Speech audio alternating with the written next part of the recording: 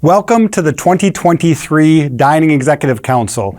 My name is Joel Trefford. I'm the General Manager of the DSSI business, and we're pleased to welcome you virtually this year. We decided to do it virtually, hopefully making it a little bit easier on you and your business. We recognize you're continuing to face challenges, and we're going to talk about some of those over the course of the day. There is some light on the end of the horizon. We do see things getting a little bit better. But with global supply chain dynamics and increasing demographics and labor challenges, things are never going to be back to normal. At least what we used to think about is back to normal. But you are all doing the right thing. You are leaning into education. You're leaning into technology. And that's really what today's session is all about. So once again, we're grateful for you to spend the time with us and your fellow foodies. Speaking of foodies, I'd like to introduce our resident foodie, your host and MC for this year's event, Meagan Pollak-Harrison. Meagan's been with DSSI for over 15 years. She leads our strategy and innovation around everything food service. So with that, Meagan, take it away. Thank you, Joel, for that warm introduction. And thank you, everyone, for joining us for this year's 2023 Dining Executive Council virtual event. Before we get into the content, we have a few housekeeping items to cover. As a reminder, this webinar is intended to provide general information, but not legal advice. As Joe mentioned, over the last couple of years, we have been settling into a new normal for how we manage our business and our need to learn how to be more efficient with less labor and navigating the ever-changing supply chain. To start off today, I want to talk through a few industry updates. So the first one that I want to cover is really where we're at with occupancy. So we're still not quite back up to the levels that we were at in 2020, but it is really nice to see since January of 2021, there has been a steady increase in our occupancy and census numbers. So when I last checked, this is accurate up through the end of July, and we're at about 77.5%. So that is great news for our industry. Next, I want to talk about where things are at with labor. Not quite as good of a story there as we're seeing with census levels. Again, we're not up to the same stats that we were in 2020, but we are on the upward tick. I hope we can continue to see this trend increasing, and I know a lot of you are doing a variety of efforts to really try and help get the labor into the buildings. But unfortunately, since February 2020, we are still at around 170,000 short on where we were pre-pandemic levels. So let's take a look at what that breakdown is against the different care types. So this slide here is showing really what the percentage change has been since, again, that's February 2020 timeframe. Really, we're seeing better levels in some of that outpatient, physicians' offices, home health care. If you are one of our providers really servicing the ALIL, things are a little bit better for you. Unfortunately, for those who have a wide variety of skilled nursing buildings, that is really where we continue to see some of those challenges and struggle with the labor market of what we're getting in. And so what are some of you doing? Last year, I had shared some of the results from a similar survey. And so this was the mid-year survey done by the American Healthcare Association. And we're really working with some of the providers in what they're doing to try and acquire and retain that talent within their buildings. So as you can see on this slide, there's been quite a few changes for those of you who attended the Dining Executive Council last year. I know we spent quite a bit of time having some breakout discussions around this, and a lot of you had great ideas on how you could improve culture, give little extra bonuses to really retain that staff. But what we're seeing this year is we've been trying to put some more money and figure out how we can increase those wages. How can we attract that talent with signing bonuses? So 85 or 90% of the folks that were interviewed for this survey really were putting those two strategies in place. 50% are doing some of those additional benefits that we talked about. They're trying to provide additional education for their staff. They're working through that education to find ways to promote within, to really incentivize staff to stay within their organization, and then really focusing on that culture. I know talking with a lot of providers, they're figuring out ways on how to mitigate burnout and really provide that. And some of that culture aspect is around some of those bonuses and that additional training and really promoting their employees within. So a lot of you are working really hard to get that labor in the building, and once you have it in there, keep it. So if you aren't applying all these strategies, really these are some opportunities to take a look at to help with some of those numbers. Another thing that is really been interesting to watch this year is what some of the final payment rulings are.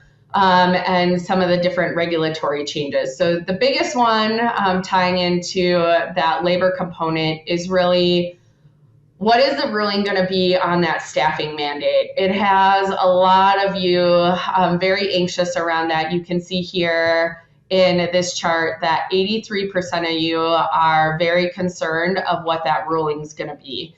You know, we just looked at those charts. We're still struggling with getting the appropriate staff into the buildings, and with this mandate that is going to put extra pressure there. The good news is, so I wanted to start out with the bad news.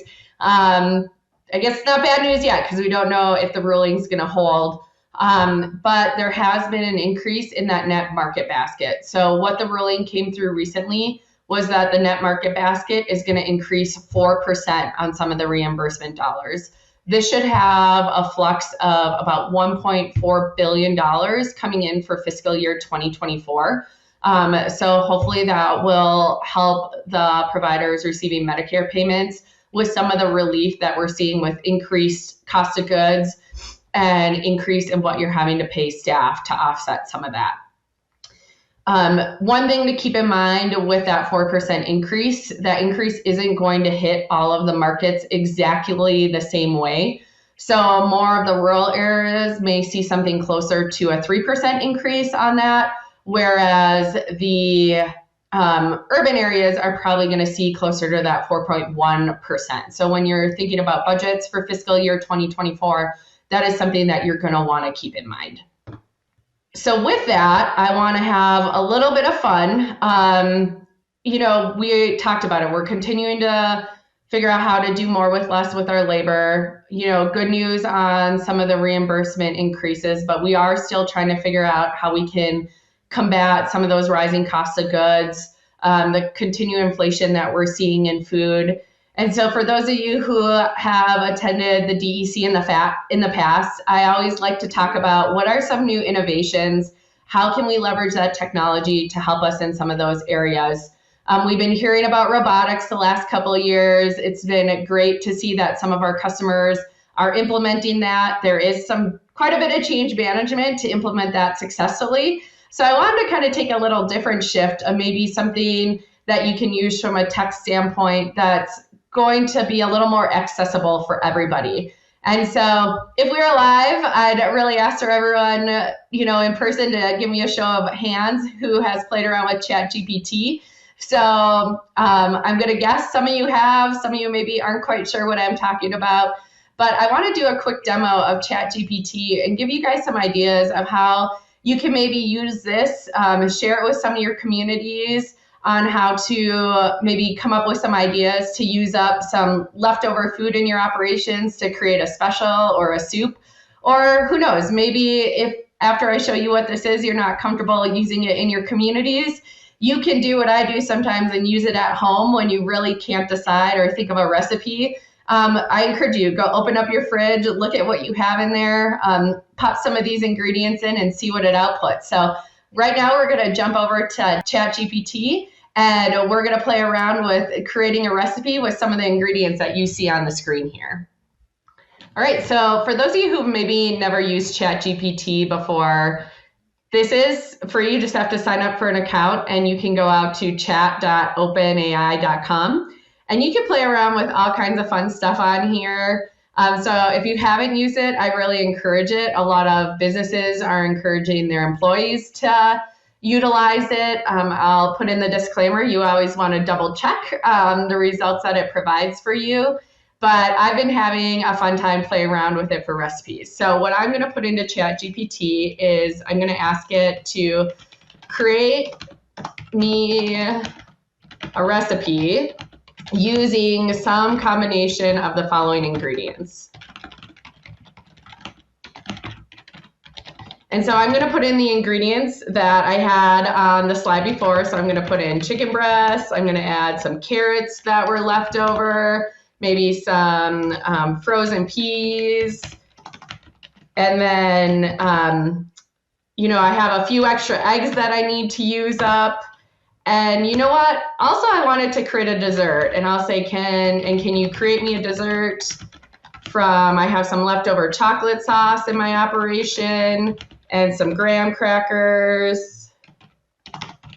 And why don't we throw a little fruit on there as well, and let's see what it comes up with. So kind of a fun thing, you'll see ChatGPT, it's gonna produce a text string here, and it created a recipe for us, including the instructions on what to do and how to plate it for service.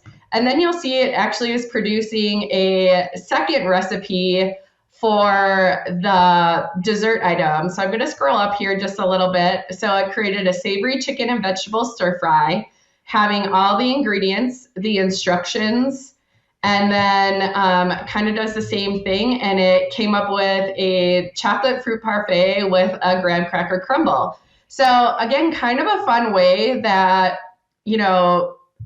adds a little creativity to the process with the leftovers. So instead of those going to waste, what can be done to create that weekly special or a daily special for your residents to enjoy? So this looks like it maybe was created for, 4 people. So let me ask it to scale it up. So can you scale this for 50? And let's see how ChatGPT does. And so it says, sure, I can scale this up for you. So again, it may not be a fully scaled and tested recipe, but you can take a look at the ingredients, and it does actually a pretty good job of that. And so it says, just follow the same instructions that we provided for you before, but it adjusted all of those quantities up for you. And, we have to make sure that we're staying safe. So can you add the HACCP controls in here? And so it knows what HACCP is, and it's coming through. And it's also talking about, those important steps to make sure that the chicken is cooked to temp. What is the holding temperature for the parfait and some of the preventative measures for that. So it's really interesting that it also knows some of the regulatory and safety controls. And again, you're going to want to monitor this and make sure that those instructions are correct. But it's really nice that you're not starting from ground zero, maybe when you're having to create a recipe. And I'd be remiss if I wasn't a dietitian and, looked at, can this be used for a renal diet?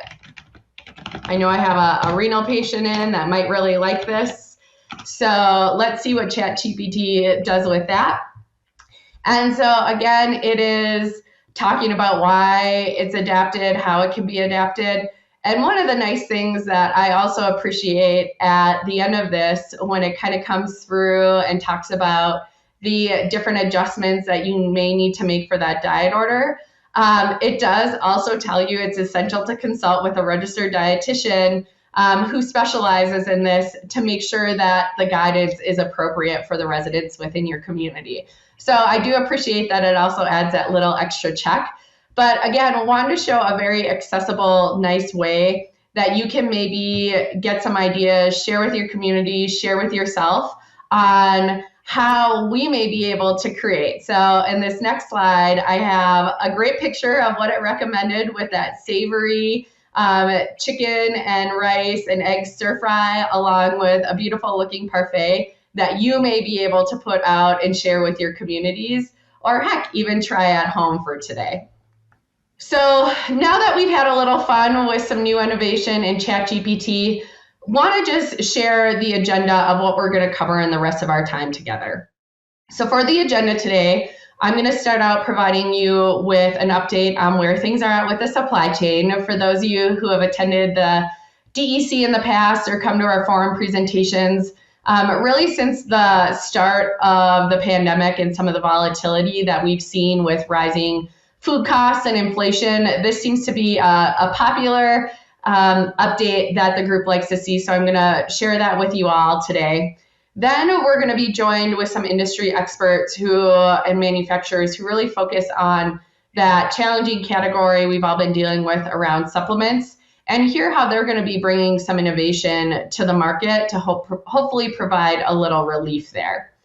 After that, we're going to have a treat and get into a live cooking demo and learn about some different fall-winter menu trends that you may want to consider wrapping into your fall-winter menu cycle. And then we're going to wrap up with a product session on DSSI to really talk about some of the new ways that AI is helping us really drive additional compliance into your communities and help us with some of the products that are out of stock, along with really driving compliance to those order guide items. So with that, I'll jump into our first topic with that supply chain update. So looking at the supply chain, what are some of those big macro areas that we continue to see really having an impact on product availability, pricing, things like that? So the first one I want to cover for us today is really the labor challenges. So with the supply chain, I would say the labor challenges, they're facing some of the same things that you're all facing getting labor into your building. Traditionally, the workforce that has worked in the supply chain manufacturing is aging out of the workforce. They're deciding that it's time to retire. Another piece of it is there's a lot of competition for that same worker for other jobs. So how are you competing against wages in other sectors? A lot of our manufacturers are dealing with that as well. And the third one is that perception. So with food service professionals, they have an opportunity to maybe work in a high-end restaurant as a chef. What are we doing to bring them in? So the perception of the field, they deal with some of that in the manufacturing space. So some of those same labor challenges of really getting an adequate workforce is impacting this. You're maybe hearing in the news, some of the manufacturers are consolidating plants. They've been able to figure out how to streamline their manufacturing lines so they can still do the same level of production, but with less staff. And they're not doing it trying to replace jobs, similar to how we've talked about robotics in the past. We're not putting that robot in the facility to necessarily replace a body, but they're replacing some of those tasks and figuring out how to make things more efficient with less. The next area that continues to still bring some challenges is those geopolitical tensions. So the main one that we're seeing right now is still continuing with the conflict and war between Russia and Ukraine. That has had an impact on some of the grain and bakery. There's impact on manufacturing and the shipping process as well. We're also looking at it from the standpoint, maybe not as much attentions, but from your geographical, our international supply chain that we deal with, manufacturers are trying to figure out how to bring stuff back to manufacturing and production within the United States. So again, that ties in with those labor components. With that, we are seeing still some shortages on both completed goods and raw materials. And it will really depend on how this category looks with the conflict, but then also consumer demand as we start getting into the back half of the year. We hit the holidays, we hit Christmas, sometimes consumer behavior changes, and it can get unpredictable. With the continued rising food costs, some people may not splurge as much for the holidays, but some people may continue to really want to drive those celebrations and spend as much, especially since we're feeling that recovery still from not being able to spend as much time with our loved ones for those couple years. Then the final area, and I'll get into some more detail on specific products here later on in the presentation, though, is really around some of those extreme weather events that we've been seeing. We've been having more floods, hurricanes, droughts that are really having an impact on some of the livestock and the crops and what's going on with them and how they're driving pricing changes. In addition to some of those extreme weather events, there's been some regulatory changes that are going on that is really going to change some of the size and accessibility to some of the livestock as well. So from a macro standpoint, those are really some of the key areas to keep in mind as why we're still seeing some of these challenges in the supply chain. But good news, some things are getting a little better as well. So where I want to start out with in the conversation today is really looking at the pricing updates and some of the trends that we're seeing there. So the first slide I want to talk to is looking at benchmarking for us in the senior living space and how that's trending on the inflation on the food away from home. I know a lot of you use that marker when communicating with your executive teams. So you can see here on the chart, I'm looking at where things are at from August of last year and how they've trended over the year. And to orient yourself, the gray bars in the back of the chart is really showing where the food away from home inflation is versus what we're seeing for PPD. So it is really nice to see that with DSSI, a lot of our customers have really been able to, combat and fight off some of those inflation numbers. We're still seeing an increased food cost, but it's not as bad as it would be if you really didn't have some of the control over those order guides. So this top line, this orange line, is where we're seeing our average skilled provider on DSSI coming in from their PPD. And looking at last month, really, we were averaging out right around that $7 mark. We had been a little bit higher than that. We got a spike at the start of spring, but we've really been seeing some of this trend down, and you'll kind of see this across the different groups that we work with here in DSSI. The blue line is the trend for ALIL. They're coming in at 674.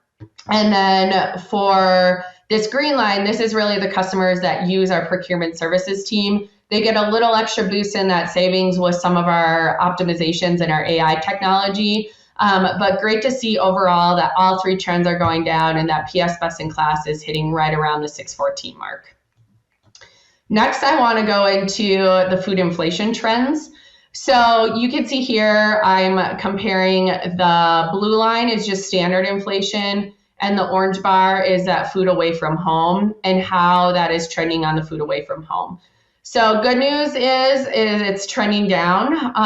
It's not trending down as much as we would have liked to see. And again, I like to show both of these numbers because sometimes the sound bites that we're hearing in the news, and you can see just the overall inflation numbers have dropped quite a bit down to that 3% range. But unfortunately, the food costs that we're dealing with are still trending, almost double of what normal inflation is, or just the general inflation in the United States right now. But I do like to see it's going down. It was forecasted for 2023 to be between 4 and 5%. Where we've really been coming in at so far in the year is between that 7 and almost 8%. Sometimes it was almost 9, kind of in the springtime for us. So we're really going to want to watch as we come into the second half of the year where some of those trends are going. And one nice thing with DSSI is we get a massive amount of data that is coming into our system. And so we're able to look at things from the market, because the food away from home, that's still pulling in some markets that maybe aren't quite as relevant to us with restaurants and such. So we run some of our own numbers from the procurement services standpoint. And you can see overall, we're coming in close to that 6% inflation. So it's not quite as high as food away from home, but it's not quite as low as what the projections were coming in for 2023. And I really like this view because you can kind of see where the different categories are at. So overall, we saw a little improvement. We're seeing a little bit of an uptick overall for Q2. But then you can see by category where things are trending. Great news, we saw in dairy that pricing really drop in the second quarter and provide a little bit of relief there. There's been some challenges where beverages have spiked. I'm going to get into where we're going to maybe want to watch what's going on with orange juice. Overall, grocery, I like to see that trend line going down. Some of the meats, we are seeing a spike that has been coming up in that category. We saw about a 7% increase over the last year there. Poultry, we saw a big drop with some of the relief with the avian flu, and then produce, we saw some big spikes. It's getting a little bit better, and I'll get into a little more detail on where we want to watch in some of the frozen categories. Seafood might be a nice category to start exploring more how you want to use that in the next menu cycle. We've seen some decrease in pricing there. And then another category that we want to watch price increases on, and we knew some increases were coming, were really around those dietary supplements. And again, the nice thing with these numbers, these are very specific to our industry and the pricing that we're seeing across our different broadliner and GPO providers. And we're able to kind of normalize that to see some of the trends that are going on for senior living. So with that, let's get specifically and see what's going on with some of the inflation and pricing trends for some of those top products that you're purchasing. So from the perspective, here is the inflation for milk. Overall, the 12-month trend, we've seen a 3% decrease, which is really nice. We spend a lot of money, especially on the skilled side, on our dairy products. You did see in that chart I just showed that there was a dip in Q2. We did see it coming up, but it's kind of normalizing at that level so far of what we're seeing from a trend perspective. Next, it's exciting to see some of the relief that we've gotten in eggs. When I presented 6 months ago at the DSSI forum, eggs were at an all-time high. There were funny jokes on trading in your firstborn maybe for a dozen eggs when you had to go to the grocery store, or being able to get pasteurized eggs within your location. So I always really like to provide good news in these categories. We've seen close to a 14% drop in the egg pricing, and really this category has stabilized quite a bit over the last few months. So we can do those made-to-order eggs again and make sure that we're getting all those baked goods into the community, since the egg shortage was having an impact in those areas in the manufacturing of other products as well. Next, I want to spend some time talking about poultry. Again, this is one overall over the last 12 months, we've seen a decrease in about 2.5%. Again, the pricing is quite a bit higher. We talk about those new normals in the supply chain. We got pretty high on the poultry with some of what was happening with the avian flu and shortage of products around turkeys and some of the eggs and chicken. So we saw some pretty significant spikes in 2021, 22, but it's really nice to see that those numbers are coming back down from where it was over the last couple of years. Beef is going to be an interesting one that we're going to want to keep an eye on. So overall, beef has gone up 3% in the last 12 months. There was a shortage with the livestock due to a drought. They had to cull some of the herds there. And so we did see a decrease in beef, but this is an area that you're going to want to watch some of the trends going up in. And then a hot topic right now is pork for everyone. So truly for the lean hogs, things are looking good from a lean hog standpoint, but an area we're going to want to watch is the pork belly. So breakfast sausage, again, we saw a pretty significant spike in this category in 2021 and 2022. And I know folks were really watching their portion sizes, how they could maybe make some adjustments to the proteins. We have seen bacon coming down in the last 12 months, but you're going to want to be prepared for that to jump up here sooner rather than later. Due to what's going on with the pork bellies. And so with that, that's really going to lead us into a little bit more specific updates on those product categories. So staying with that pork trend, I'm sure everyone on here is aware of the Prop 12 in California, and then question number 3 that's going on in Massachusetts. So with Prop 12, that has really kind of messed with the pork markets and some of the fluctuations on that ruling there. So I just want to let everyone know from a bacon perspective, pork bellies are going to be increasing. So with bacon, I would expect prices to go up about 20% is what I'm hearing from different partners in the industry, and that's expected to hit around December. And part of what's driving that is really those Prop 12 discussions.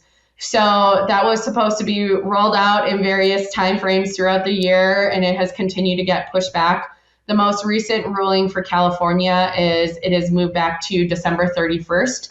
And another rule is that manufacturers are able to continue to sell and produce those items that are outside of the regulations on the Prop 12 ruling. And so with that, there's kind of been a run on products, both from the raw materials as well as some of the items that are being sold in the manufacturer. So instead of toilet paper that we were seeing before, there's been a little bit of a run on some pork products. I have to give a shout out to my partners on the procurement services team. Have to have a little humor in some of these challenges that we deal with all the time. And they like to lovingly refer to this as the happy pig or the happy pork law that's going on. So I had to have a little fun with the image in here on that. But I know bacon is a favorite of a lot of our residents. So make sure you're accounting for that in your menu development. You may want to consider other breakfast meats, using more eggs now that has recovered. That's going to be probably one of the largest areas of impact. And I know the question 3 in Massachusetts, they're also close or going to be coming to a ruling on that here as well. They typically are following California, so we may expect to see that get pushed out. From the produce standpoint, I talked about that with some of the extreme weather events. From the biggest area that we're going to see again, a lot of people use juice as their fruit for the morning meals and breakfast. There is going to be a shortage on orange juice. So you are going to expect price increases as well as some challenges with demand in that category. And that's going to last through Q1 2024 before we're going to see some relief there. So you may want to look at alternate juice items to be serving with breakfast for hydration throughout the day. I know sometimes folks like to offer juice. You maybe want to be looking at some other drink mixes or things like that, just because orange juice is going to be so expensive and hard to get. Another area that's kind of interesting to take a look at is around the frozen fruits and vegetables. Some of this, again, is tying back to what's going on with crops as well as labor with the manufacturers. So it's interesting. Typically, we see some of the frozen fruits and vegetables coming in at a better price point than fresh. What's actually happening right now is due to some of the labor, products are pushing out and making it better to sell the produce from the fresh perspective. And so fresh produce prices, we're seeing a little relief in, but you are going to see some increases or higher pricing for those frozen fruits and vegetables, which I know a lot of us use in the communities. And then rounding that out, really want to talk about the supplements. So this has been a challenging category since last fall. I'm not going to get into too much detail here because our next presenters are going to go into quite a bit of detail on specific products and some innovation coming here. But the Med Plus and the thickened dairy products, we will see some recovery this fall. But I know there's also been challenges with some of the Abbott items, our tube feeds, things like that. Really, one key area that is challenging, some of you probably got letters about this, are those reclosable containers. Any of those products, they're having challenges from some of the packaging standpoint. So we are expecting more of a fall recovery there. They do send out the notices for each of those individual products. So again, I continue to encourage you to keep working with your supply chain partners to stay on top of those and communicate out with your field so they're making the appropriate substitutions and adjustments to make sure that that proper nutrition, when needed, is getting to the residents that we're serving. But I always like to kind of share some of the good news, so I wanted to share where you want to be paying attention to. But overall, substitutions were very minimal pre-pandemic, and we saw those levels really fluctuating over time. You can see we really were at the height at the end of 2021 going into 2022. We've been bringing solutions to really help navigate that. But it is nice as I talk to the manufacturers and distributors, the fulfillment rates are getting better. The, full PO fulfillment is getting better. The distributors are working around how to adjust that. And we are seeing a downward trend. Again, we're not back to those pre-pandemic levels, but it's going in the direction that I like to see. And this means less disruption for your communities and making sure that they're getting access to the best products to make sure that they're creating those menus and giving the residents what they want and need in your operations. And then just to kind of wrap up our time together for this session, I know it's budget season for a lot of you. So looking at the CPI 2024 projections, we will continue to see some of the food prices decelerate. So that's the direction it's been going, but it's not going to, again, be back to that full decline. So you can see here, all food is trending at about 2.4%. Food at home. So I guess we can share a little good news, maybe for our own personal grocery bills, should only be going up about 1% is what they're predicting. And then food away from home, though, unfortunately, the space that we're in, I'm seeing projections as high as 6.1%. A lot of folks on here are Forum members. I know Forum had shared in their food call some of the data from Integra, looking, what the next 12 months are. So that isn't really going for the full 2024 year, but they're predicting around that 4.2%. In our procurement services, we've been seeing the last 12 months come around the 6%, and the CPI is 6%. I think I always like to put a disclaimer on this. I like to share what I'm hearing. You really need to work and cost out your menus and figure out what you want to put in from a safe standpoint for your projections and adjustments on your budgets.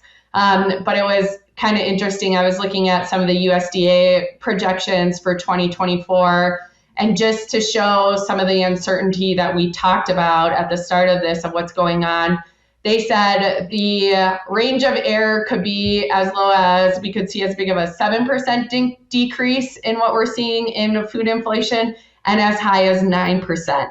So that's a pretty big swing that they're still projecting. And again, it really is around a lot of those factors on the raw materials, the conflicts that we're seeing, some of these extreme weather events. So I wish I had a more straightforward answer, that it was always kind of that nice flat 3%, and it was a pretty steady, stable state there that we have for about 30 years. So know that we can take our best guesses on where we can budget towards, but there is still quite a bit of uncertainty in the supply chain to keep in mind when you're going forward with those projections. So hopefully it provided you with some insight as you're working into your next budget season and where you're benchmarking against some of your peers in the industry. And next up, we're going to hear from some industry experts really on what we can do and what's going on more specifically with those supplements. All right, well, now that we have covered just a general overview of what's going on in the supply chain, I want to do a deeper dive into a topic and category that has been quite a bit of a challenge for all of us since last fall: supplements. So in this next session, adapting to the changing landscape, exploring food supplement trends in senior living, we're going to be joined by 3 expert panelists who are going to provide insight from Sysco in regards to when we're going to see some recovery on those products that we've been commonly using but have had challenges getting access to recently. And then we're also going to be joined by 2 different manufacturing partners, Bevolution and Medtrition.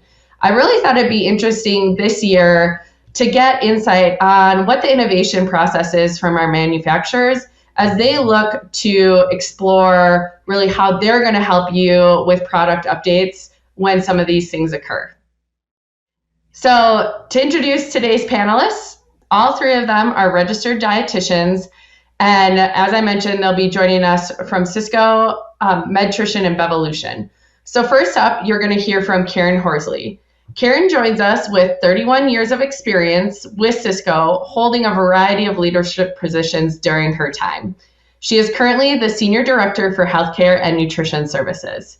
In her role, she leads the Global Support Care Center team for dietitians and nutritionists who develop, implement, and support nutrition and food service related programs, contributing to senior living, healthcare, and hospitality customer success. Some of the programs that you're maybe familiar with if you work with Sysco that her and her team work with and support are the Impact Program, Keys, eNutrition, and then some of their education offering. Karen is very dedicated to the industry and serves on several boards and works as an industry liaison. Next, after Karen, we have 2 Karens in this session today. You're going to hear from Karen Sudders. Karen Sudders is currently the Director of Nutrition with Medtrition, and Karen has been actively practicing as a clinical dietitian for 16 years and has been with Medtrition for 6 of those as the Director of Nutrition. Karen utilizes her clinical experience and creativity to manage the marketing initiatives within Medtrition's product line, making her the perfect person to share how they drive innovation within their company. And after Karen wraps up, we'll hear from our third panelist, who is Denise Kelly. Denise joins us with over 30 years experience working with manufacturers focused on products for dysphagia and malnutrition. She is currently the Director of Business Development for the Bevolution Group. If you're not familiar with Bevolution, they're a food service manufacturer and distributor of dispensed, frozen, and ready-to-serve beverages. She has a great passion for developing and marketing great tasting, nutritious, and high-quality beverages for as well as dysphagia and supplement products. So again, really interested to hear her expertise on some of the ways that Bevolution is looking to innovate. So without further ado, I'm going to turn it over to Karen Horsley from Sysco. Thank you, Megan. I want to thank DSSI for including Sysco in today's presentation. I will spend about the next 10 minutes updating you on the status of the products listed on the screen. First, Med Plus 2.0, the ReadyCare Med Plus 2.0 product is available. The Sysco Imperial Med Plus 2.0 will begin shipping to Sysco around October 1st, 2023, and will be available to our customers shortly thereafter. To be sure you get a product, please include both brands on your order guides, as there is limited production run capacity. We anticipate that there will be some shortages, and we will procure as much product as we can. Another option is MedPass is available from Hormel Health Labs. It is on allocation and may be difficult to procure. We are excited to announce some upcoming changes to our Sysco Imperial frozen nutritional drink products. These items are a valuable component of our unintended weight loss category, and we are eager to share forthcoming enhancements. These products are currently manufactured for Lions by a co-packer partner. Soon, Lions will transition production of these items to their own manufacturing facilities. As a result, the following enhancements will be made. The product will be 48 4 fluid-ounce packs and will be moving from frozen to shelf-stable to help with storage challenges. And finally, the product will be compliant with clear liquid menus. We look forward to offering these improved supplement options as we prepare for the transition. The current orange and apple flavors have been depleted at Lions. There will be a void in product availability, and there is no firm release date yet. We will share more information about the availability of the shelf-stable products as we learn it. In the meantime, please contact your Lions account manager, dietitian, or your Sysco account manager should you have any questions. The ReadyCare and thickened dairy will be available in latter September as of today. In the meantime, the Sysco Imperial shakes and thickeners are available as possible substitutes.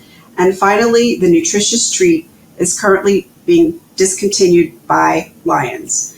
Magic Cup is an alternative product currently available, however, remains under allocation from the supplier, and we are receiving very limited quantities.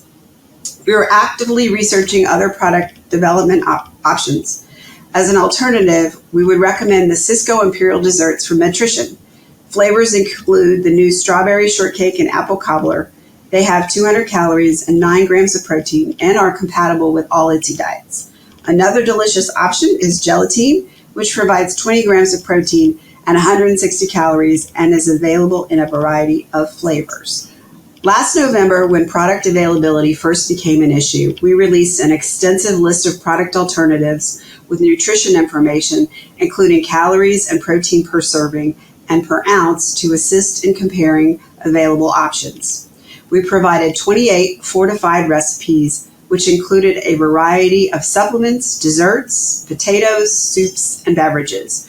We also provided the nutrition information for the recipes. Please know that we continually research new products and look for recipe ideas to fill the item voids. We know that the supply disruptions have been very hard on our customers, and we are working very diligently to be able to provide these products in the near future. Thank you. Thank you for that update, Karen. It's great to hear that we have some dates of when we can expect some of the products to be coming back in and available to get back into the communities. And we really appreciate you and Sysco being willing to share those recipes out. So for the DEC attendees that are watching, as Karen mentioned, they had 28 recipes. So we'll be sure to send out that information in our follow-up email from this event. And it's also great that Karen had mentioned some of the products that can help from the Medtrition standpoint. That flows in great with our next speaker, Karen Sudders from Medtrition, who's going to talk about some of the new product innovation aside from those items that Karen had mentioned during her piece. So thank you, Karen, for joining us today. Thanks so much, Megan. I'm really excited to be here. Today, I'm going to be covering product innovation and give you a sneak peek into what our process at Medtrition looks like and how we are navigating this challenging landscape right now. So today, we're going to be talking about the difference between modified foods and modular innovation, really beyond what nutrition looks like. So Medtrition prides itself on being complementary, not necessarily competitive. We're not looking at necessarily Me Too products. We really have a unique product library that's helping bridge the gaps that we see in different clinical services. So when we're looking at different opportunities for product innovation, there are a lot of different areas that we are navigating to assist with that process. It may be in the clinical setting, evaluating, challenges within the long-term care, post-acute setting. There may be condition-specific gaps that we want to navigate. We pride ourselves in offering a robust library of dysphagia products that really run the gamut from level 4 and level 5 from an IDSI perspective. We also want to keep in mind the significant cost restrictions that we do have in these specific settings, as well as the labor challenges that we've always continued to navigate, but especially in the last few years with COVID have been a continuous problem. And then one of the other things that we look at from an opportunity perspective is product improvement. Is there an opportunity for a product that's available on the market, or perhaps one that has had some challenges with supplies, to not only assist with the demand, but make it better? And then production. We know very well, as Karen Horsley had mentioned, that product production can be a big challenge because of a variety of reasons. Do we have the capabilities and capacity to help assist with that challenge?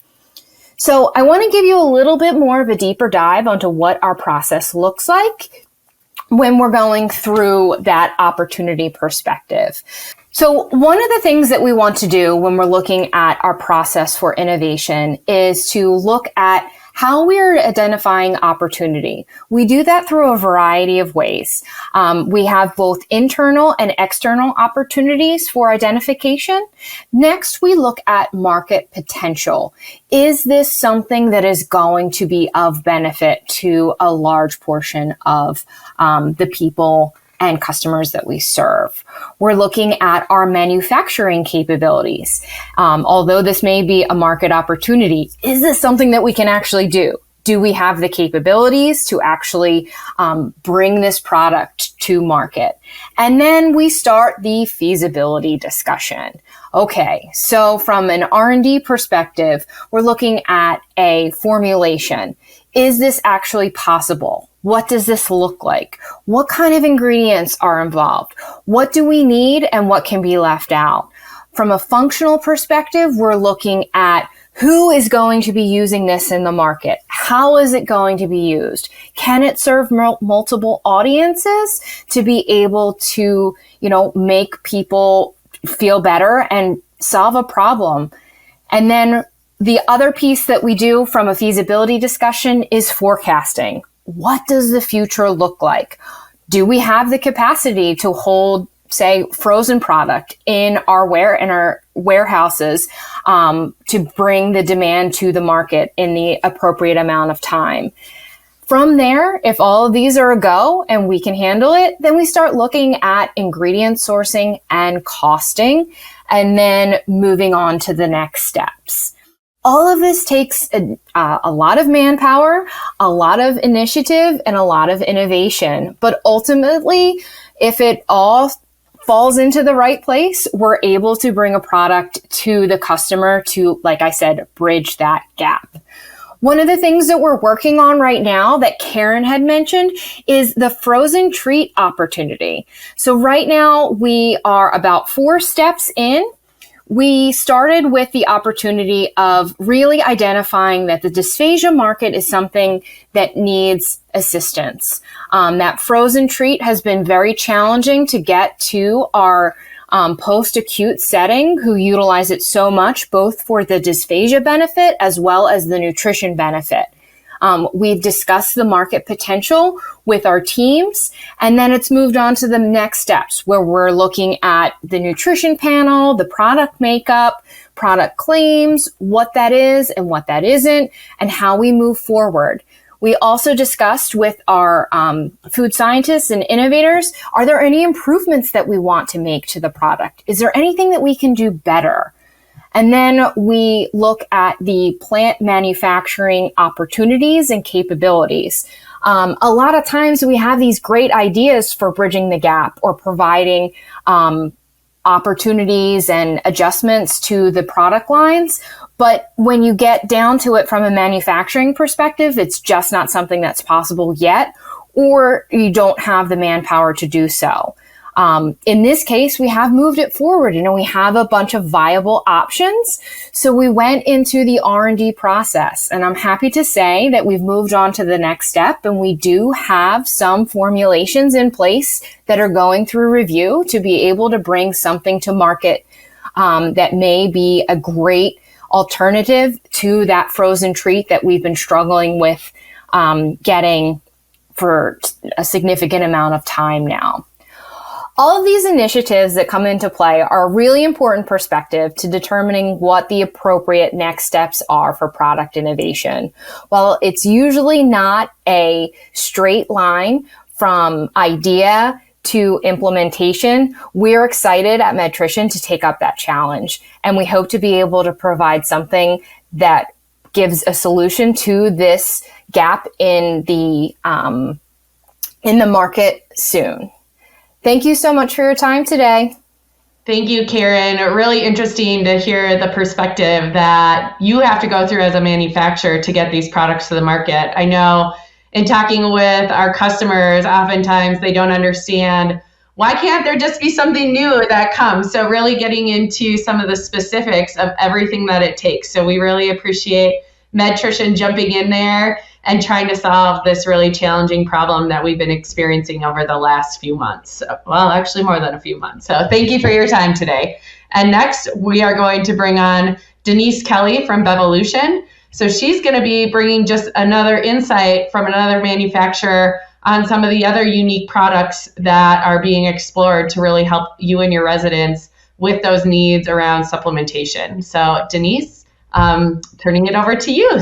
Thank you, Megan. Thank you for having me here today. And as she said, we're going to be talking about some nutrition supplement solutions, similar to what Medtrition is doing to try to help everybody in the marketplace. So today I'm going to talk about some nutritional supplement solutions and the steps that we went through to develop something new. First, we looked at the opportunity. We heard that there was supply chain issues, product shortages, and discontinued products, as you all heard earlier today. And then to confirm, we went and talked to our customers and got a customer input, which again, they indeed confirmed that there was an issue. They also talked about a few other things with us and said that there was an issue with taste fatigue. Could we do anything to change up the flavors? And they talked about product waste and said if the products maybe a little different flavor, tasted better, then they wouldn't have to worry so much about having a waste issue. And then finally, we had to look at what were our plant limitations. Bevolution is a high acid plant. That means we produce juice type products, and that we have to take into consideration the pH of our product, which means it has to be lower than 4.25 for us to pack it. We had to look at what our packaging lines were available, and we had to take into consider any other plant restrictions, ingredients, or any other issues that we might have. So we came up with a product solution that we could make in our plant, which would be a nutritional juice-based drink on a bar gun system. So first, we looked at it and we wanted to provide, why we came up with this was to provide a complete cold beverage station. So that means that the facility would no longer just have to dispense apple juice or orange juice, but by the press of a button, they could also dispense a supplement. One, it would reduce waste, would take care of labor and storage, and it would mean all cold beverages would be in one spot. Two, we wanted to address the nutritional needs. We looked at the products that were on the market. The nutritional juice drinks were in 6 fluid ounces. We're providing 180 calories, 6 grams of protein, so a gram of protein per ounce. And that's what we wanted to provide for this product. 3, we wanted to address the flavor fatigue. And so we do make cocktail mixes, and we looked at the most popular flavors. Turns out they were strawberry, mango, and pina colada. So we decided we were going to develop this product using those 3 flavors. 4, we wanted to talk about and evaluate customer acceptance. And talking to the customers, they wanted a clean product, no aftertaste, something that looked like juice, easy for the resident to consume, and had a good tasting taste profile. And finally, the product had to be shelf stable, not frozen, something easier. So in the dispensed beverage system, it would just be a matter of hooking it up to the bar gun system and dispensing. So this would mean we could eliminate the need for cold storage. There are many roadblocks when you try to bring something to market. As Karen mentioned previously, it's just not a snap of the finger. You come up with a concept and you think you can make it. Just in the formulation side, initially we had to do numerous iterations because of formulation issues. We had to take care of foaming problems. Our plant was concerned about potential allergens. The best protein we could find was the whey protein, and it's dairy, and we don't currently have any dairy products in our plant. We have to do the next step and look at other options of protein sources, and also start looking to outsource a possible co-packer, which means increased cost. And finally, to get to our next steps, we have a number of options. We're finalizing a co-packer solution.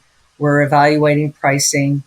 We're looking constantly at alternate proteins so we can bring it back to our plant. And then we're also evaluating whether we can develop this in a ready-to-drink, shelf-stable options. So that's where we are to date, and our development is something new to help in the marketplace with the supplement issue. And I'll turn it back to Meagan to close this part of the presentation. Well, thank you again, Denise. I really appreciate that insight of some of the new product innovation that Bevolution is really working to bring forward into the market. Really love that it's a different product than is available today, and I'm excited about some of those new flavors. I might have to try that strawberry one next time I see you, so make sure you have a sample ready for me, and hopefully that's a product we'll see on the market here soon. And I really just want to take the time to thank all 3 of our panelists. I know you're all very busy in helping our customers deal with some of these challenges, and love to see the ways that you as strategic partners are really helping bring solutions and innovation to the market around that. We do have a few extra minutes here, so hopefully I'm not going to put you all on the spot too much, but want to throw a couple questions out to the group. So Karen Sudders, I'm going to start with you really around some of the product innovation components that we wrapped up with. So I know you shared a lot of the process, you and Denise both did, that you have to do as a manufacturer. But I know when we've gotten some of the updates from the markets, some of the letters that we're seeing from manufacturers are referencing, we have our product back in a good spot, but we're waiting for that regulatory or that FDA approval. So can you take a little bit of time and just explain what that final step is in the process before you can maybe start shipping that product into our good friends at Sysco or US Foods or Gordon, really how that works? Absolutely. So there are a couple of layers to that, Megan. One of them is that for us, at least as a medical food and a modified texture provider, we have to have what's called a process authority letter. And that means, and that's approved by the FDA. It means that everything that we're doing at our plant has been looked at and is safe from a process perspective.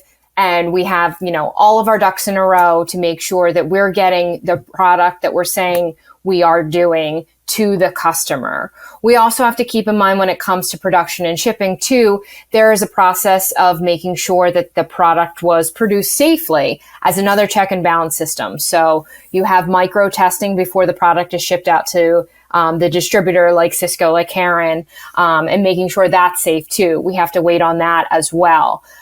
Modified foods and medical foods like modular nutrition are not necessarily approved by the FDA like, say, a drug would be, but they do have additional check and balance systems to make sure that they are safe for the customer, safe for the resident, and safe for the distributor.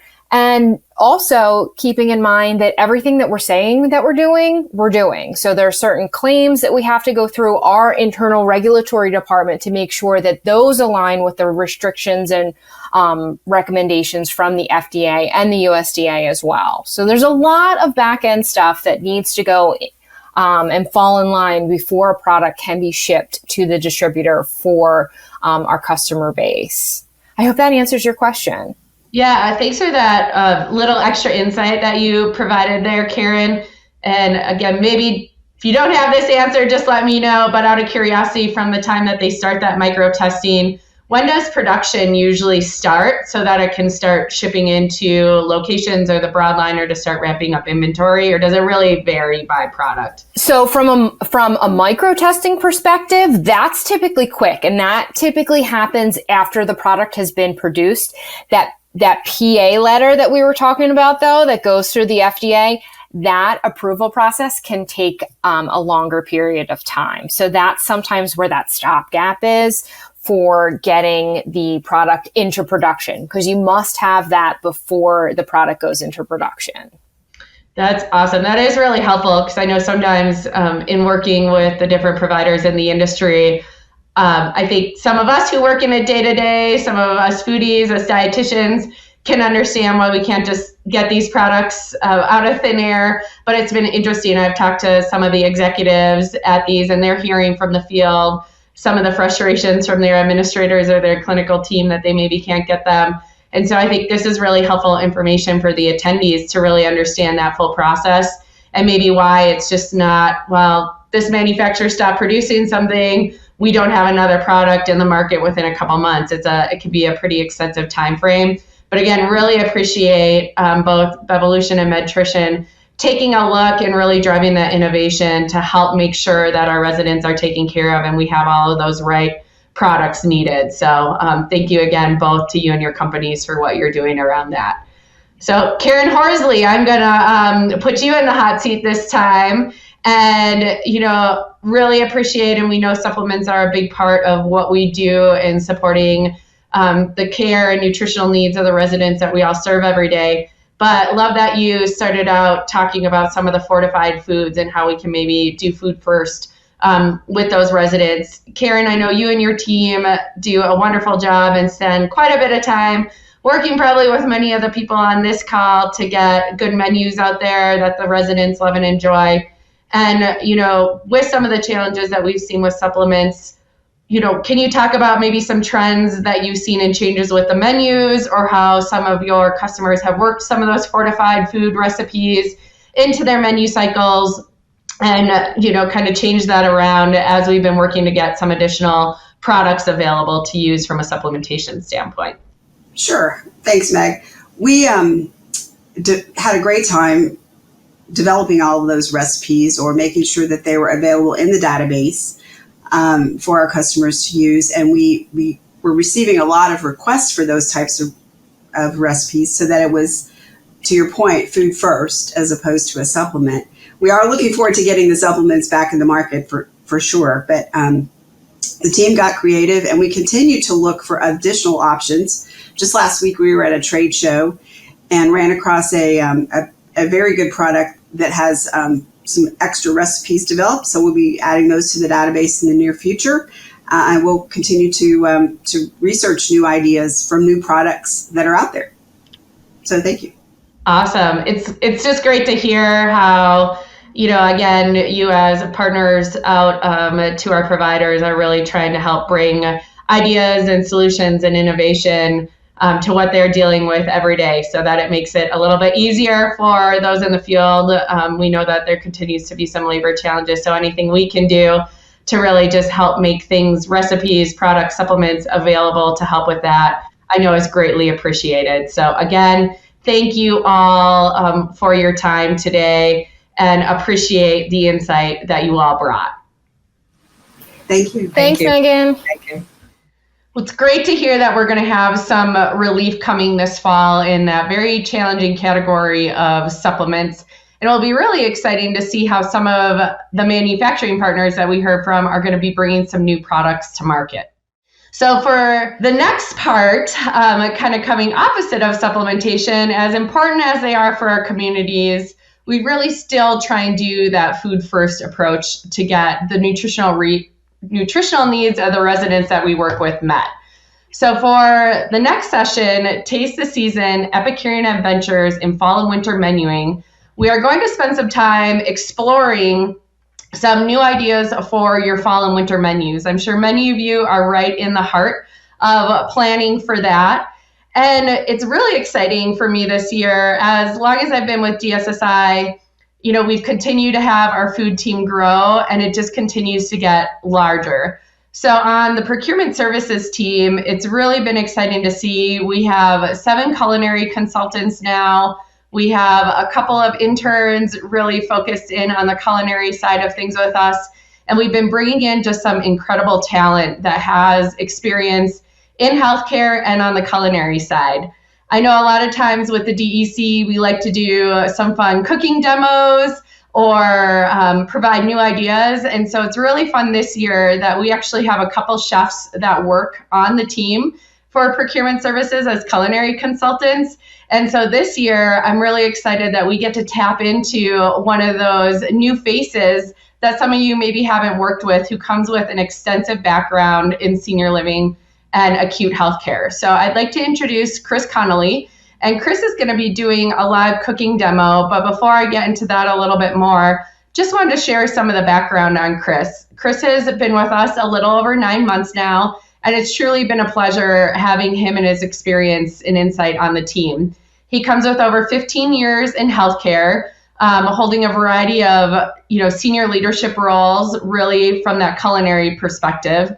And he has a wide variety of experience in the different care types. So he's worked in assisted living, independent living, the acute system and everything that comes with that, from the patient meals, catering and retail, some large CCRCs. So he really does come with a wealth of knowledge. So with that, it's a real treat. Chris created a recipe that he's going to be doing a cooking demo for us. So with that, I'm going to really kick it over to Chris and have him jump in and share what he's making for us all today. So today I'm going to be cooking a chicken roulade dish, which is a stuffed chicken breast with feta cheese, baby spinach, roasted red peppers. And I'm going to walk you through how we're going to make that. In addition to that, we're going to be making a Mediterranean couscous with toasted pine nuts and some green peas. We're going to garnish that at the end with a little bit of lemon zest and a traditional fall favorite, asparagus tips. So let's go ahead and get started.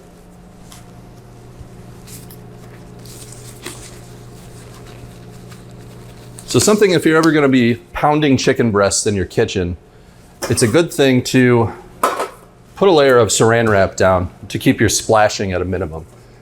You don't want to have any cross-contamination if it's at all possible. So by this method, it should help mitigate some of that concern. So now we've got it covered up. We're going to go ahead and take this mallet And this is a 4-ounce chicken breast. We're gonna go ahead and flatten this out just a little bit. You don't have to put a lot of muscle into it. Just let the mallet do its thing.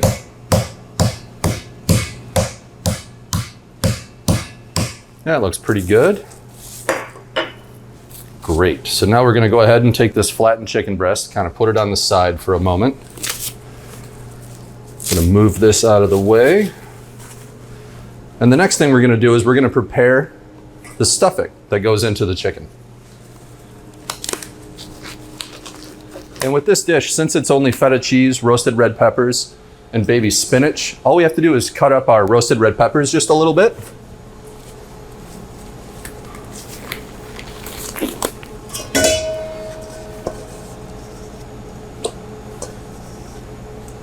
And these are roasted red peppers that you can get from any broadliner. It's a canned product. Just give it a little bit of a rough chop.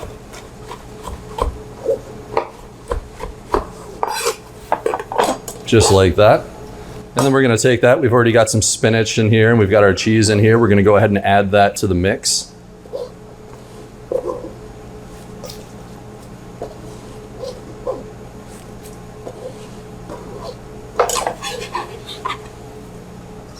We're gonna go ahead and set that on the side right now while we have this cutting board out.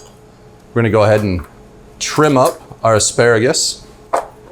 So as you most likely know, asparagus, it's got a woody end to it. So you wanna remove the bottom of it so you don't get that piece that's a little bit chewy or fibrous.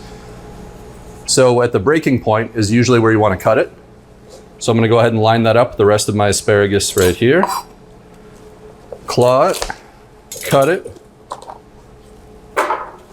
and you've got your asparagus ready to go. The next piece that we have here is couscous. So couscous is a really easy product to deal with. It cooks really easy, and it's easy to remember how to cook it because it's pretty much 1 part couscous to 1 part water and anything else you want to put into it. So I'm gonna go ahead and take this couscous. I'm gonna add in some of these toasted pine nuts and a little handful of green peas for some extra color. And we're gonna go ahead and add that to boiling water here in a few moments. You bring that up to a rolling boil, add your couscous mix into it, take it off of the heat, stir it in, and then cover it and set it aside. After about 5 or 10 minutes, you can take a fork, tenderize it through it, and it'll be ready to plate. So now we're going back to the chicken breast. So you wanna take the inside of the chicken breast and have that facing towards you with the nice part facing outwards. So we have this flattened out. We're gonna take this mix, again, feta cheese, roasted red peppers, and some baby spinach. Put it a little bit off center. If you've got an uglier side of your chicken breast, you want to use that as the bottom piece. So we're going to go ahead and just take some of this filling, about 2 ounces worth. We've got that stuff, so now we're going to take that. We're going to roll this guy over, tuck it in just a little bit, and that's ready for the oven. So now we're gonna go back, cook this up. When it's ready, we're gonna come out and show you how to plate it and go from there. All right, so now we're done cooking everything, so we're gonna go ahead and plate it all up. So we're gonna go ahead and start with our couscous. We're gonna fold it around just a little bit, make sure that we've got a nice even distribution of green peas and the toasted pine nuts. Looking delicious. And we're gonna wanna use about 3 or 4 ounces of this on the plate, since it's gonna be covered up by a couple of the other pieces that we're gonna be putting on here. Couscous is very tender, so it's gonna kind of bounce around the plate a little bit. And that's okay. Next, we're gonna take our sauteed asparagus tips and go ahead and get those on the plate. And I'm setting up the plate to showcase the protein. In this case, it's the chicken roulade. And we really want to show the beautiful fall colors that are associated with it. So we're going to take our finished chicken and I'm going to cut it twice on the bias. First time, about 30% of the way through the chicken there on the end. And the second time again. Beautiful. Great color, feta cheese melted down just a little bit. So we're gonna go ahead and garnish our plate with a little bit of the pureed roasted red peppers.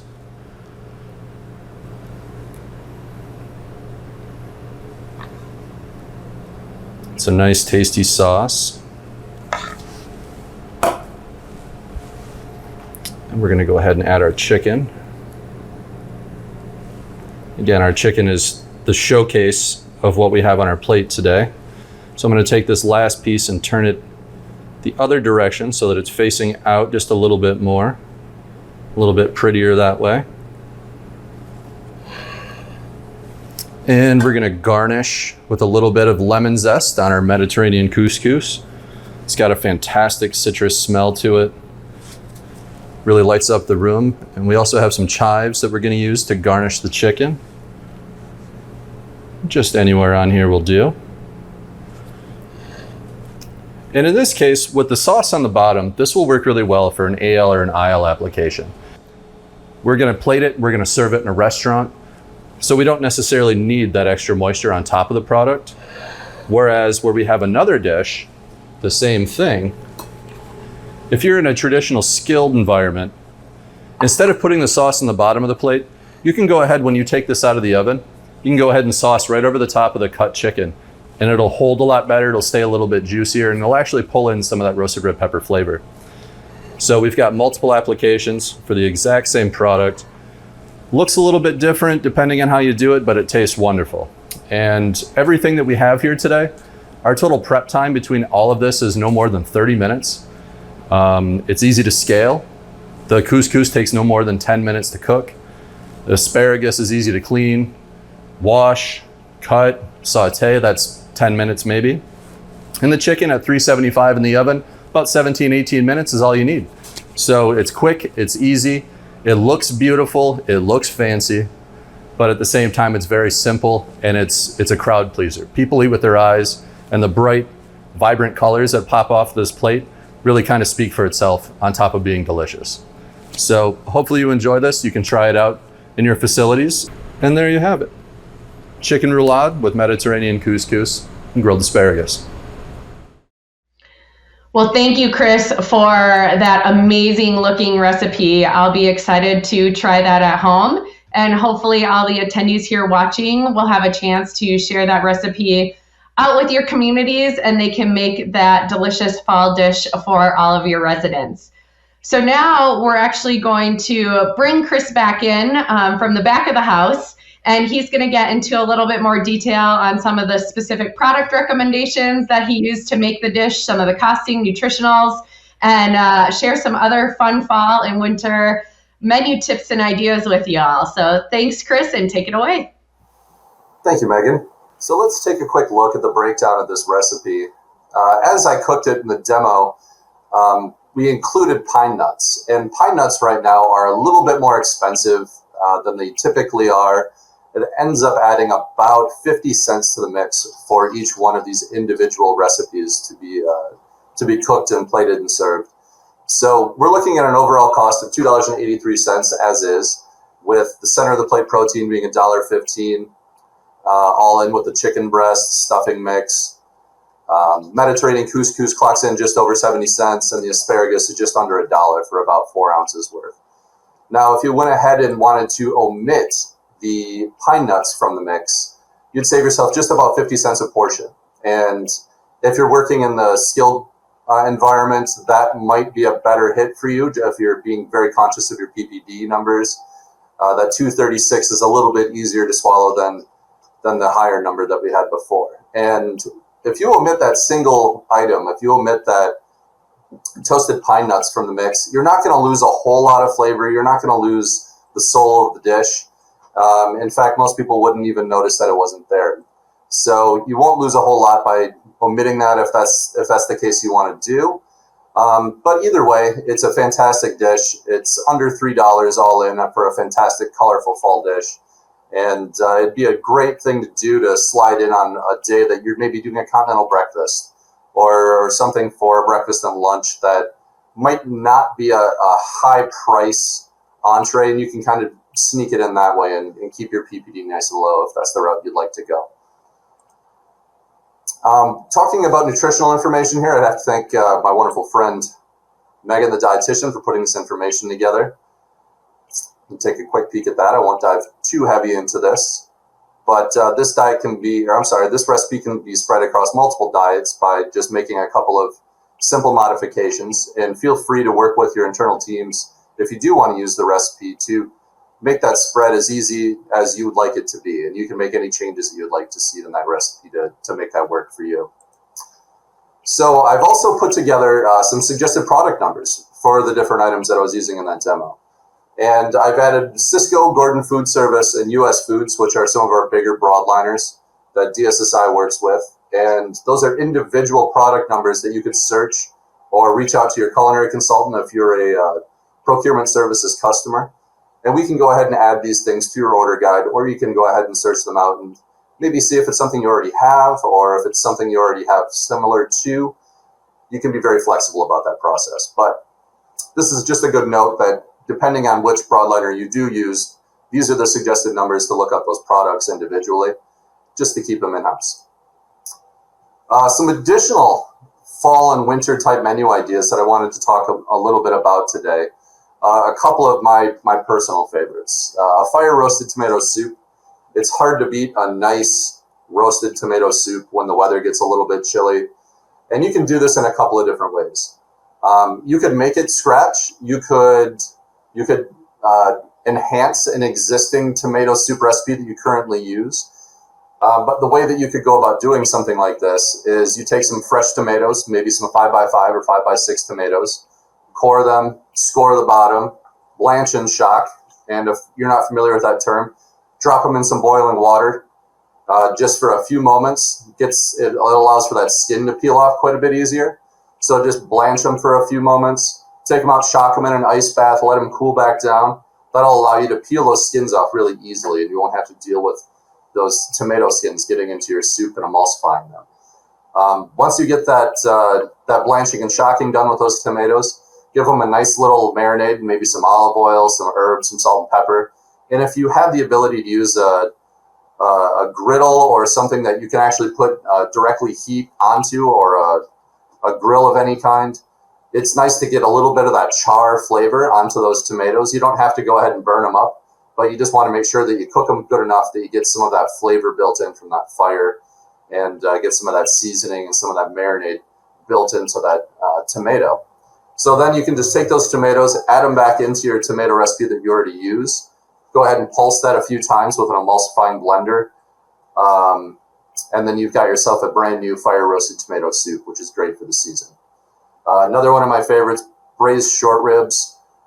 Just a classic comfort food, especially when it's cold outside. Braised beef ribs. You take the chuck cut of the cow and you cut that up. You can usually look these up just as short ribs. They're marketed pretty well that way. And to cook them, they're super, super easy. A lot of people can be intimidated by the term braised, but braised is just an old cooking technique that's it use a combination of dry heat at the beginning and then use wet heat at the end to finish it. So to kind of quickly go through that process of cooking those braised beef short ribs, you'd go ahead, get your cuts of your chuck as you want it, the size that you're looking for, give it a nice quick dredge in flour, and do a nice pan sear to brown up the outsides of that meat. And that'll give it a little bit of a char on the outside of it, add some additional flavor to it before you go ahead and want to put it into the braising solution. A lot of people, for a braising solution or braising liquid, use basically a beef stock. You can add a little bit of tomato paste or tomato puree into that. It'll help break down the fibrous nature of that cut of beef. And usually in about 3 hours, you'll have some extremely fork tender, delicious braised short ribs that you can serve with virtually anything. The picture that we have up here, it's served with a nice cup of roasted mashed potatoes. And again, this can be paired with virtually anything. It's a crowd pleaser. Everybody loves it. Also have up here on the screen, we've got a chicken carbonara dish, an Irish beef stew dish, a stuffed pork loin. Again, another one, if you're looking for value, if you're looking for a cost-effective solution, it's hard to beat a stuffed pork loin more often than not. So in the picture of the stuffed pork loin, you would treat that very similar to what we would do with the demo that I just did with the chicken roulade. With a pork loin or even a pork tenderloin, what you would do is lay that out, give it a cut, and almost butterfly it so that it's cut evenly, and then you stuff it with whatever you'd want to stuff it with. In this case, pork for the fall area or the fall time of the year, you can stuff it with cranberries, you can stuff it with different cheeses, you can stuff it with apples, and have all sorts of different fun doing a lot of different things with a lot of different products. And the really simple thing to do is once you cut it, you stuff it, you roll it back up. Some cases you might need some butcher's twine to tie it all up and have it good to go. But either way, it's easy to slice that per portion. It's got great plate appeal to it, and it's a low-cost solution that works for a lot of different providers. It's one of my personal favorite things to make. It's a good crowd pleaser. It holds well for a tray line. And it also works well to do a carving station or something if you're doing an ale or an aisle situation out in the dining room. Irish beef stew, we'll touch on that quickly. It's basically a traditional take on an Irish lamb stew, but in this case, instead of lamb, we're going to go ahead and use some beef with it. You can use any kind of machine cut beef or beef stew type beef to cook with that. And a traditional Irish stew has potatoes. In the southern parts of Ireland, it has some carrots in it, but one of the bigger differences is that it does not have celery in it. So you can go ahead and kind of spice that up a little bit with some additional herbs, lots of different flavoring that you can do. But again, it's a slight variation on an old familiar classic that doesn't cost a fortune, but it looks pretty and it's great for the colder times of the year. The last one we have up here, chicken carbonara. This is a traditional Italian dish. And in the case of most skilled operators using a tray line or some version of that in a dining room, it might be a little bit difficult to pull off a traditional carbonara. And in that case, you can almost treat this dish like you would like a chicken Alfredo. This is a bit of a shortcut, if you will, but you can use a cream-based dish and pump that in with a little bit of egg yolk when you're actually cooking it into the mix so that tightens up and cooks thoroughly. Again, you just need some garlic that you need to saute up with that. Use a little bit of bacon or different types of pork fat like pork belly that you can use for that. Or in some cases, you could even just use leftover bacon from breakfast that's smashed up and sprinkle it within that dish. And again, you can take these traditional favorites and modify them however you see fit to make them work for you and make them work for your residents and your patients, family members, dining rooms, you name it. And as long as it tastes good and it meets the criteria that you're looking for, that's a win. So just a couple of quick, easy classics. And pulling from some additional fall and winter produce options here, you've got your traditional fall and winter produce such as, turnips, rutabagas, greens, broccoli, Brussels sprouts. Brussels sprouts are all the rage. Everybody sees Brussels sprouts at every restaurant that you go to these days. And it's hard to beat a nice crispy Brussels sprout, in my opinion. And that goes for people of all ages across the world. And shouldn't mean any different in a skilled facility or in an ale aisle dining situation. So a fantastic option to throw those in. You should be able to get a pretty good deal on those as the harvest season does come a little bit later. Same with cauliflower. Bell peppers are great for an antioxidant that you could throw into the mix. Pumpkin, obviously, is a great one to use when you get into the fall season. And just making sure that you're keeping a close eye on your produce costs when you're placing orders and designing your menus. You want to make sure that you're using different things that are in season, readily available, and at a lower cost point or a price point based on the harvest season. So just some good things to keep in mind. And thank you for your time today, and look forward to seeing you guys again. Thank you so much. Great. Thank you for the wonderful demo and recipe that you cooked there, Chris, and then the additional ideas. The one question I have is who actually has bacon left over? In my household, it doesn't make it past the time that it was cooked. So props to you if you guys could have leftover bacon in any of your operations. Good thing I'm not there. I'd probably sneak in some pieces. And, I'm with you. I love those Brussels sprouts. And I also love adding a little crumbled bacon in there with them when I char them up as well. So really appreciate your time and expertise. And Again, just really appreciative and love having you on the team. And, again, hope everyone can enjoy some of the great recipes and ideas that Chris shared with us today. For our next and final session for the virtual DEC, we're going to jump into our dollars and cents on the plate, navigating order guide compliance to combat food expenses. It was really great to hear from Chris and have him share ideas on different recipes for your fall winter menus and some of the great products that you can be using there. In this session, we really want to focus on how you can ensure those right products are getting ordered by your communities and really making sure that they're buying them and helping you control that food cost using some of our AI innovation and technology.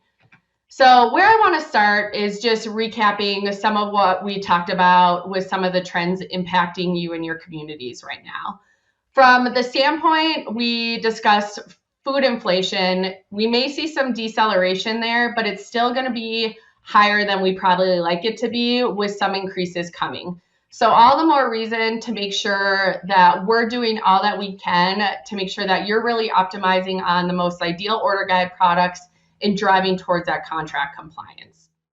Also, I wanted to bring these slides in side by side to really show that we do continue to see an uptick in the occupancy at the communities that we service, but we are still struggling with labor. So this really adds kind of an interesting dynamic to what's going on in your community. We have more residents, we're dealing with a lot of turnover, we overall have less staff, and that really opens up more opportunity for there to be spend leakage. From that standpoint, what are some of the goals that we want to talk about? So how do we get those right products from the right supplier at the right price, really making sure that you're maximizing and optimizing around those GPO contracts? And with that, I want to talk about how we're using our AI or artificial intelligence to really help drive some of that and hit those goals. So one thing is great news. We're seeing that there is a decline in some of the substitution trends. Some of that is the manufacturers are hitting their purchase order goals and getting those products into our distributor. But other things that are driving this trend, at least how we're seeing it for our providers in DSSI, is some of the technology that we were able to pivot and implement last year to really help with some of those large increases that you're seeing in this chart that were occurring in 2022. From that standpoint, the first area I want to touch on is how AI has really helped with product availability. We are using AI and have had phenomenal results in helping your communities really navigate and mitigate some of the challenges that substitution products were causing them in their operations. For those of you who maybe weren't able to attend the DSSI forum, we've rolled out some new functionality that we're piloting with our procurement services providers that are offering suggested replacements for products that are out of stock. So with Sysco, we actually can check real-time inventory for any of the products that are out in the cart. And if it is out of stock or it's not matching that inventory level, the community has an opportunity to replace that item. And then we're using our AI tools to really recommend product replacements and substitutions for them. So there's a couple different ways we're doing that. You can see the corporate recommendation. These are backups that are getting built in OGM3. So if your ideal order guide product isn't available, we're going to be showing the next best product that you have prioritized on the order guide. We're also pulling from some of the supplier recommendations, as well as just using our AI for them to look at products that have inventory that might be a good fit for you as well. And this has been really powerful. You can see here on the slide that we have performed over 250,000 replacements with this new technology that we've put in place. It's been really phenomenal to talk with some of you as providers who've been able to use this and really hear the impact that it has had on your buildings. You know, we continue to talk about some of the labor challenges. And so your communities don't have time really to go back in, call their supplier, figure out if they can get a suitable sub. We heard that some of the subs were way more expensive, or there really wasn't even a good option for them. So then they were having to pivot and maybe place an additional order to get different products in for their meal planning for that week.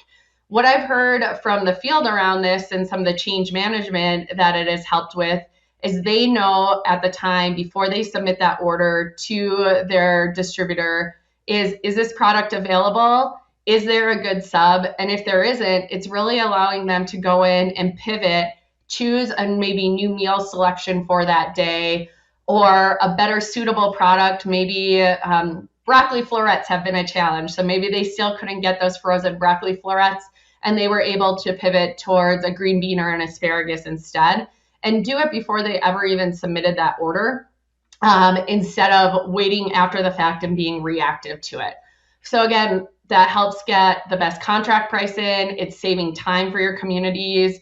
It's a better experience for them because they have time to pivot and make adjustments where necessary. And with that, it's been really incredible to see how stockouts have been reduced at that community level. This is a case study that was done by our product management team. And we're really looking at it just in that 2022 timeframe, because that's where we saw the biggest impact. So now we're starting to see that downward trend in 2023. And again, I feel it's a little bit of a mix of customers are really adjusting for those subs before that order is ever even placed into their broadliner to make sure they're getting something that works for them. And we are seeing some relief in the supply chain where the manufacturers are catching up and able to fulfill those POs for the distributors at a higher rate than we were seeing over the last year. Just another little note, some of you may not be familiar, is we actually do have a report as well that will help you understand what products were on your order guide and your communities originally tried to order, and then what was the replacement product that they selected in that process. I know I've been working with DSSI for over 15 years, and this continues to be a conversation when you're evaluating your compliance to your contracts into the order guides and understanding, well, was this product ordered off order guide because they circumvented the controls we had in place, or was it necessary because it was a special order, it was a substitution product? And so it's great to see that now that we've brought some of this workflow more integrated into DSSI, we can provide better visibility which of those off order guide products were substitutions. And you can also see the price impact. And this report is actually run down to a community level. So you can see if they're utilizing this functionality and really taking advantage of some of that new technology that DSSI is bringing forward to you in your communities. And where I like to talk about that is that ties in nice, just as I was saying, with where those compliance numbers are at. You know, when we're working with our providers on procurement services or best practices with the CSMs when they're talking with their providers, we sometimes get questions on, well, what's the best practice? What are other providers doing out there with the different levels of control in DSSI? So I thought it'd be helpful to kind of share some of our compliance by the numbers. So from a provider perspective, 75% of our providers are on a locked order guide. There's 47 providers that use an open order guide, but they do like that extra layer of control put on there where it's going to route through to either a regional or a corporate person for approval, and they can make adjustments to that order prior to it being submitted to the supplier. And then we have 64 of our providers on DSSI who are really using open order guides without approvals on there. And I know over the last couple of years, some of these numbers have shifted where folks were really allowing a little bit more open order guides to help combat some of those challenges that we were seeing in the supply chain, maybe without the best subs or, you know, having to pivot in their operations when certain products weren't available. Now that we're seeing that get a little bit better, we are having providers ask us, you know, should we be tightening the controls or what's the best way to manage this?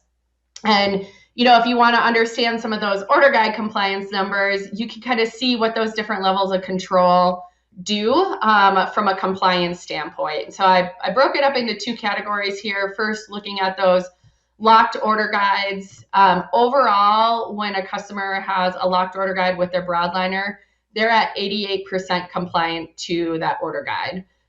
Without approvals, it's around 84%. With approvals, it's around 89%. So some people are maybe thinking, well, if they have a locked order guide, how are they getting around and maybe still at 84%? So we may find that they're still calling in their distributors to manage subs. We're always going to have a special order item. So if you're ordering a lot of the chemicals, maybe from Ecolab, that drives some of those components. But really, I would say the bulk of it has been around just some of those challenges from a substitution standpoint and some of those subs not being on the order guide. And some like to have the approvals turned on in that case. So when that sub is off order guide, that's still routing through for an approval process just to make sure it is appropriate for their organization. Then the next group is looking at that compliance with the open order guides. So you can see here, there's about 9% opportunity really still to drive compliance between locking down your order guide and an open order guide. And when we're really trying to drive towards the cost savings, that can have an impact for your organization. Again, some people may choose to have that open order guide, but put that extra layer of control. So they do, without approvals, that compliance drops to about 75%. But with approvals, again, it's jumping up into those 80s. As a reminder, some folks don't always remember that we have these different levels of control that can get turned on. And it's not an all or nothing for your organization. You can do this down to a community level. So maybe you have those rock stars that are really good at managing their budgets. Maybe you're more open to opening up those order guides because they're doing a great job of staying on track of what you want them to be doing in their community. Other buildings maybe need a little bit more guardrails and guidance around them. So you may want to opt for some of those tighter controls of locking down the order guides or putting approvals in place. So just want to remind the group that you can do that down to an individual location level on DSSI. So let's talk about another business case, or a little case study that was done, and talk about what happens when we're making some of those order guide changes and how we can get to those compliance. So one of the things that I do is spend time with our providers and how can they achieve some of those goals on the contract compliance, their order guide compliance, utilizing DSSI. So in this example, order guide change was made. There's a variety of ways that can happen. You may be logged in and made the change yourself. Maybe you're a procurement services customer and an optimization was done for your location. Maybe you got a report from your GPO sharing some contract changes and giving you recommendations on product adjustments. So in this example, you decided to make an update on your order guides from this one particular diced chicken to a new diced chicken that you were able to get savings opportunity. Maybe it had a little bit closer nutritionals to what you were looking for. And in this particular example, you can see the immediate impact that it had on the ordering, where the locations did a really great job of switching over to that new product on the order guide that had been optimized towards. So that's this red line here, and you can see this new product. So let's talk about the different ways that we maybe saw some of that compliance taking place and the change management that we have to go through in order to get that level of compliance to that new optimization. So how is that right product ordered? Maybe that community went through and they're just used to searching. You'll hear from one of our product managers in a little bit, and Ryan will attest that search is one of the most common ways that our customers will look for products on their order guides. And so maybe they found it just searching on diced chicken and the new product number came up, and maybe they noticed that it was a new product, maybe not. They also maybe received an email from you letting them know of the order guide change that took place for them. I know a lot of you like to bring awareness to your communities around this so that they know really what they should be looking for from a product perspective.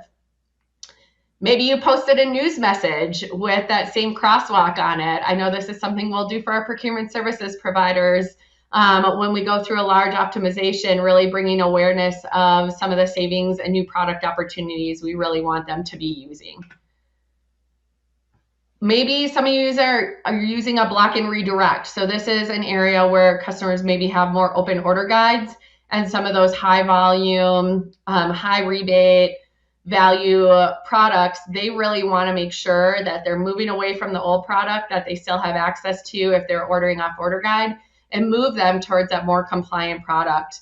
And, we've really provided direction that you can even be as specific, if you want to get into that, of putting in an item number for that block and redirect. So again, there's a wide variety of change management that works for you, that works for the community. We sometimes know they're not reading emails. Hopefully they're not just skipping over that news message, but we continue to look at ways that we can drive that control there.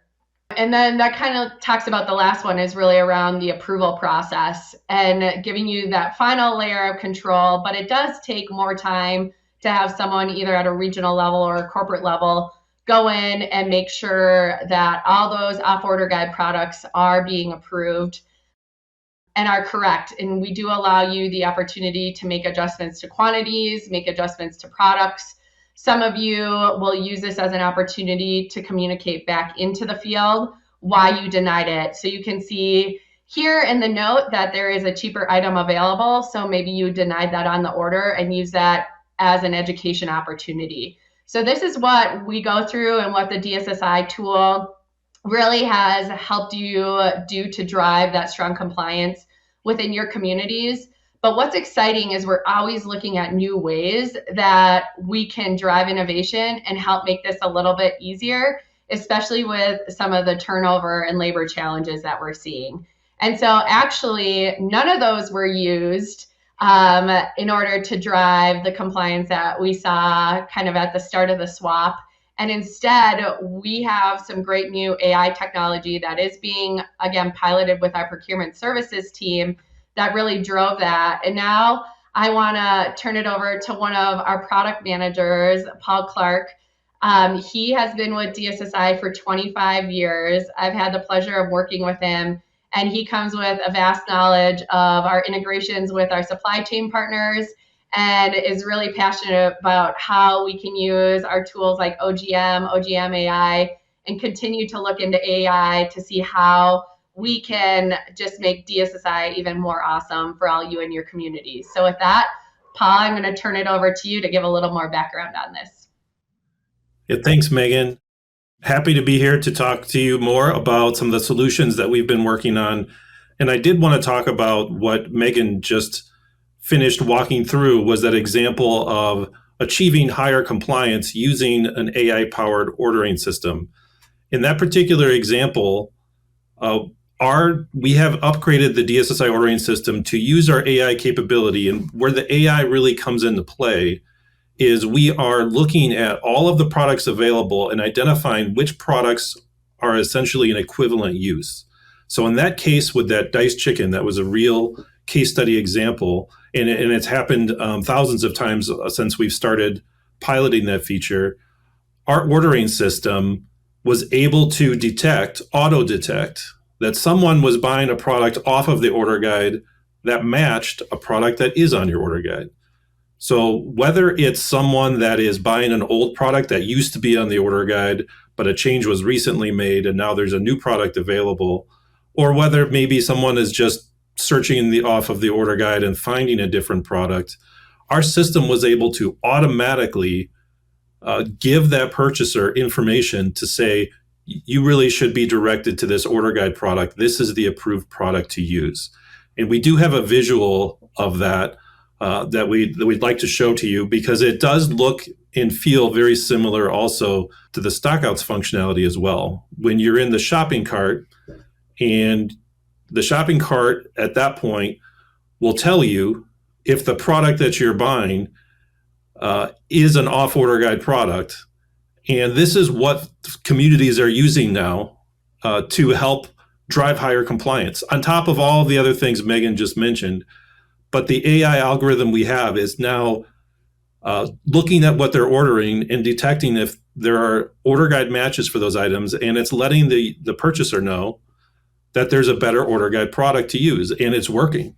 We have seen a lot of really good experiences with this, a lot of good results, people essentially jumping over to new products after an order guide change has been made without needing a lot of those other different change management activities required to achieve that compliance. So this has been a really great way of using our AI technology. One item that we do have in development is that we have the real-time availability type of integration that's required to drive the stockout substitution workflow has been limited to only suppliers that have had strategic integrations with us. But we are currently working on establishing that level of integration with Gordon Food Service. So we should have that up and running with Gordon in about a month or so. So we're currently engaged with that. So that'll be something to look forward to, is adding Gordon into the mix on some of that functionality. And now I want to introduce Ryan Winkler, a colleague of mine and Megan. Ryan has been with DSSI for over 20 years. Ryan has a great amount of expertise in how DSSI functions, especially how it functions for your communities, for your purchasers, for how people can most efficiently place orders on our system, and just all of the connection points that are required to make DSSI work for your organizations. So, Ryan, I know we're talking about some new R&D that can really help with food purchasing. I know you've been working on some things. I think I'm sure people would enjoy just to hear about what you've got going on in the R&D space there. Absolutely. Thank you so much, Paul. Thank you, Megan, and thank you, group, for having me on here. You saw, and as Paul demonstrated, the power of AI in our product availability, compliance, and replacement workflows. And we're really working on how we can bring more of that power of AI to the beginning of the ordering experience. Instead of catching them in the cart, let's start them off on the right foot. And we believe we can leverage the data, the integrations that Paul mentioned, and the experience we have to take out the guesswork for newer users. That really comes down to searching. As Megan alluded to, search is the most heavily used way to get an order into your cart, items into the cart. It's incredibly heavily used by food purchasers. Even those with shelves and lists still search to build much of their orders. And we found new users often use it exclusively, searching for the same items week after week. And I'd really like to get them set on a more efficient path of ordering. But at the same time, we want to ensure that the right ingredients are purchased in the right quantities at the right prices, and to maximize your compliance to your rebates and incentives on every order. And just as important, our goal is for your teams to spend less time in DSSI placing orders and more time caring and serving your residents. Now, I can't give away too much because it's still in the R&D phase, but you're going to see and hear a lot more in the future.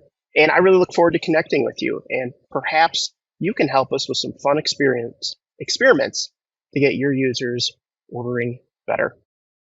Thanks, Paul. Thanks, Megan. Great. Thank you both, Paul and Ryan, for joining and sharing your insight. It's always awesome when we can have our technology product managers from DSSI share what's coming next.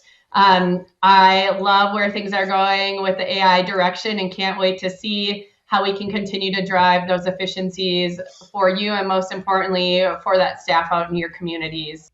All right. And to wrap up our time with the Dining Executive Council, I want to thank all of you who have attended today. I know you are all incredibly busy, but I hope the time you spent with us here is valuable and that you were able to learn some new things that are coming for the DSSI product, are excited about some of the innovation that we are bringing with some of our AI technology, and hopefully you go out and play around with some of the Chat GPT and see if you can't come up with some fun new recipes with some of those ingredients that you have out in the fridge. Maybe we'll have to do a future cooking contest where we have to come up with a Chat GPT generated recipe with some secret ingredients we give you. So we'll see what we can do to make that happen next time we're together in person.